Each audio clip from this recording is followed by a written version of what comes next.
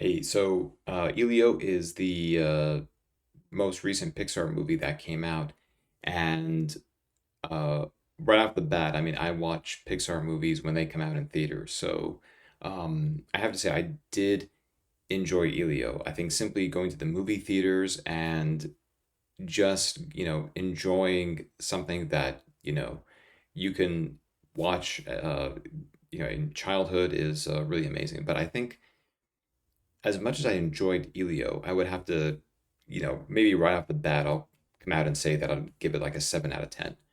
Probably should say that for later, but I really did. I enjoyed the film, and I feel like it's one of those films where there's a couple things that hold it back from becoming like a 10 out of 10. And I think that Elio starts off really well. I think it starts off kind of building the character, and I think that Elio is obviously the best part of the movie. And and I think his sidekick, Glorden, or his not his sidekick, it's actually his the other protagonist, Glorden, is really amazing too. Um, I would say that I love the world building. Unfortunately, we didn't get to see it enough. We did get to see the alien characters, but once again, not enough. We didn't really get to see the alien characters all that much. That's kind of upsetting because I really like this world and I like the characters. But I think as fun as it was being this alien film, and ultimately a kids film with with aliens, and although it's very relatable as an adult too, I think I would say the one thing that I think holds it back is there were certain plot points that didn't quite fit together. We're being introduced to the villain, and we're being introduced to the stakes, um, but we don't see the other protagonist, Glorden, soon enough. We don't see him soon enough, and I just feel like it that kind of ruins the plot a little bit. And of course, the plot is not the whole movie; it's not the whole story, but plots are rather independent scenes that make up the whole movie. So they're like little mini stories, you could say, that make up the whole movie. And I feel like some of them were not connecting. And I think one of that was the whole thing about the stakes.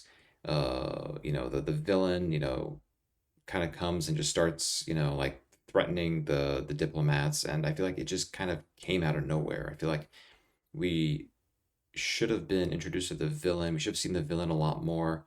Some things just were not clicking, and the other thing is that in the second act, again, we're not really being introduced to the stakes all that much. We're not really being introduced to the villain either. It's just, okay, here's the stake, and just run all and go with it. Like we don't really, there isn't really any anticipation or build up to the stakes. And then of course Glorden and Elio don't really, like they're such lovable characters that we want to see more of them. We want to see more of these characters, and yet we want to see them growing and bonding, and we don't see enough of that. We see some of it, and that's the thing. It's upsetting because they make a great team. We like them, but they don't, they don't get enough screen time. And so together, or at least if they do, they're not growing together. It's like one scene after another. Okay, they're doing this. Okay, now they're doing that, and then it just kind of jumps from one thing to another. Rather make a couple of scenes and just invest a lot of time in all those scenes.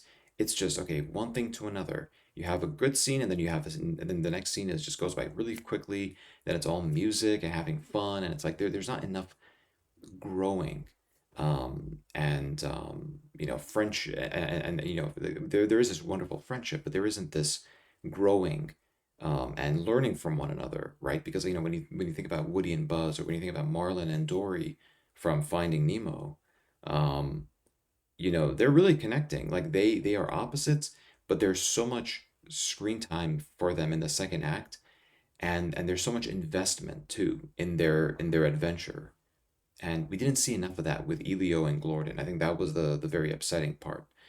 That's what kind of held it back, and it just felt like some things were choppy. Like I said, like the stakes, the villain just kind of comes out of nowhere, and then you know, um, starts threatening the aliens, and I feel like they could have introduced the stakes, like clear stakes earlier, and then we should have been introduced to Glorden maybe along with the villain instead of later on. I feel like he came too late. But if all those things were fixed, it would be a 10 out of 10. I think the emotional scenes were really great. It was very well made. There are some horror scenes in there that even I was like watching it, and I was kind of getting a little like a little bit edge of my seat, like, oh, like what's gonna happen? There's gonna be something that pops out. It was really exciting. I just wish we got to see more of Glorden and Elio connecting, and I wish we got to see a lot. I wish we got to um, see the stakes much earlier. And but overall, I would give it a 7.5 out of 10. I'd watch it again if it was out on Disney Plus, probably. I mean, I liked it. It is a little bit upsetting that it's not this 10 out of 10, super memorable, super iconic film, and I'm still waiting for that. Hopefully, Hoppers will do that. But those were my thoughts. But overall, I really enjoyed it. I like the characters. They look very classic. At least that's the thing. Like they look very, they look like classic characters. But like I said, just those couple things. But honestly, what did you think about it? Put a comment if you'd like. And trying to grow this channel. But it's been like 10 months since I haven't posted anything. I wish I did. But anyway, take care. And that was my review of Elio. And hope you guys watch it. Hope you guys enjoy it. Thank you.